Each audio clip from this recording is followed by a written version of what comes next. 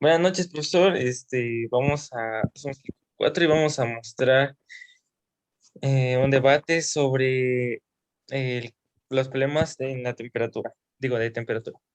Eh, Primero que nada, comencemos con algo bien sencillo. Eh, ¿Cómo podemos ver la manifestación de los cambios de temperatura en el ambiente? Pues para eso tenemos algo que ya todos hemos conocido desde pequeños, pero que es fundamental conocer para ya después hacer avances un poquito más científicos, si lo que veas. Esto lo llamamos los estados de agregación de la materia, como lo son el sólido, el líquido y gaseoso. Este, Comenzamos viendo el sólido, que es cuando tenemos una temperatura menor a 100 grados centígrados y podemos verla principalmente en los fluidos, especialmente en el agua. Aquí podemos ver que la temperatura está a un cierto grado demasiado bajo, en donde no es posible que si el cuerpo humano está expuesto a esto, sería dañino para él. Pero para los fluidos simplemente es una forma de ver cómo estos se solidifican. En el caso del agua, vemos cómo las partículas de este dejan de moverse a la velocidad que tendrían en un estado líquido o gaseoso.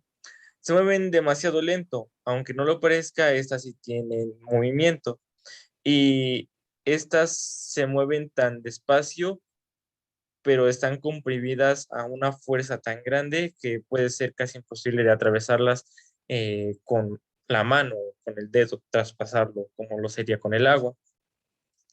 Después pasamos al segundo estado de agregación, que es el líquido. Aquí podemos ver cómo es que la temperatura ha disminuido, ha aumentado, y el sólido, y lo que antes era sólido, ahora ya es un fluido que se puede apreciar de mejor manera, en donde no es tan fácil de atravesar, pero tampoco tan difícil. Esto se ve cuando tenemos a una temperatura menor de 100 grados centígrados, que es donde llega la vaporización, y no menor a 0 grados centígrados, que es donde llega la solidificación. Después de ahí pasamos al tercer estado de agregación de la materia, que en este podemos encontrar al vapor. Eh, o el estado gaseoso. Aquí podemos ver cómo el agua ha pasado la temperatura a mayor a los 100 grados centígrados o a los 100, que empezamos a ver cómo el agua empieza a disminuir y en un estado de evaporación, esta sube hacia el ambiente y se dispersa. ¿Esto a qué se refiere? A que el agua se ha sobrecalentado a un cierto punto que ha logrado la ebullición, en donde ya esta pierde su forma de estado líquido y pasa a ser simplemente un vapor. Recordemos también que la materia no se crea ni se destruye, solo se transforma. Esto, esto mismo lo podemos ver en estos tres estados de agregación de la materia.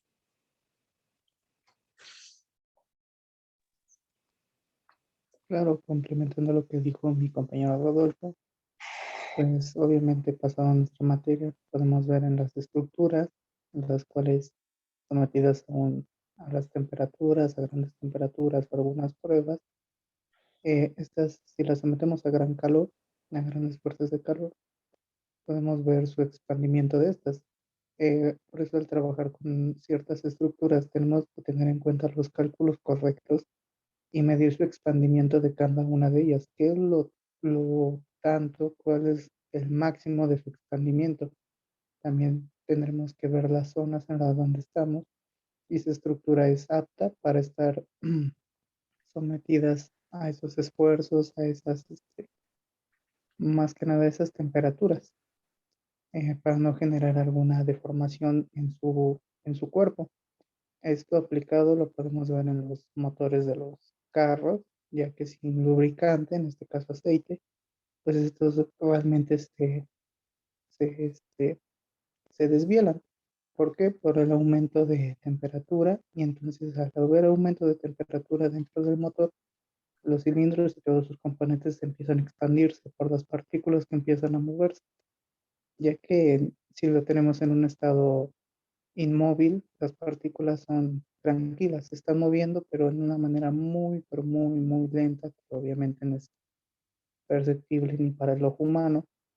Pero cuando empezamos a tener calor y fricción entre metales, entonces empiezan a excitar y empiezan a moverse, lo que genera que estos generen más espacio, que quieran moverse en todas direcciones. Entonces esto nos genera un problema, que en este caso sería la ruptura del motor.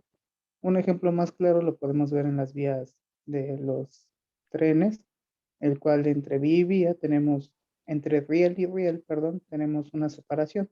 Esto se debe a las temperaturas que están expuestas a, pues, a la naturaleza, las cuales se expanden. Entonces tienen un cierto grado de expansimiento a lo largo del día.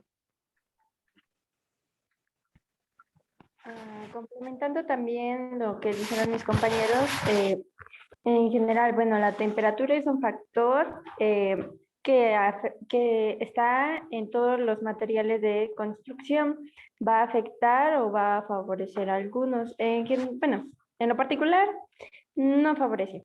Lo que hace en algunos materiales es, pues, con sus partículas, a unos los expande y a otros los contrae. Dentro de los cambios de temperatura también está la radiación o también está la conducción térmica. Esto lo podemos ver como en un ejemplo como nuestro café caliente y una cuchara. La conducción va a ser de la temperatura mayor a la temperatura baja. O sea que el café va a transmitir su calor a la cuchara y la cuchara no la va a transmitir al café.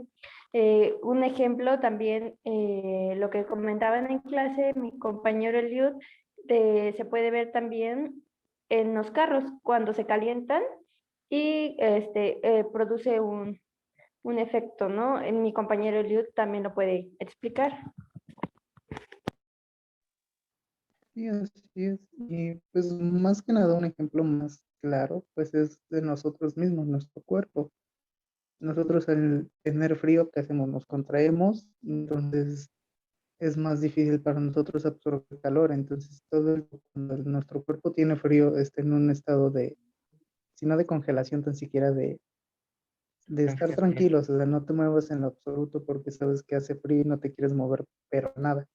Pero cuando hace calor, entonces nuestro cuerpo empieza a tener mayor actividad, nuestras células empiezan a moverse a mayor velocidad. Este es un claro ejemplo más, pues yo creo que un poquito más claro. Obviamente estos estados de agregación lo podemos ver nosotros claramente con el concreto. Al momento de prepararlo nosotros está en un estado líquido, por así decirlo, semilíquido. Después de pasarlo a los moldes donde lo tenemos que agregar, pasa de estar de líquido, lo pasamos a dejar a un estado gaseoso, el cual va a dejar que todo el agua salga de él. Y en este caso lo podemos ver en las losas, se vierte la losa y a través de los días se va evaporando todo el resto de agua que queda dentro de la mezcla hasta conseguir un sólido. Sí, más que nada, pues creo que es un buen ejemplo de ver cómo toda la temperatura ambiente en el concreto.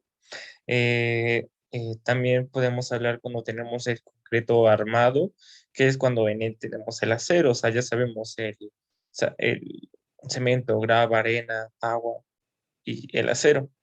La temperatura la podemos ver en todo el año, porque todo el tiempo hay cambios de temperatura, hay a veces una temperatura muy grande, donde proporciona calor, y cuando hay una temperatura demasiado grande, se genera la dilatación en el acero. ¿Qué provoca esto? Que el acero se expande. Lo mismo que dio en el ejemplo del coche, y lo mismo pasa con las estructuras.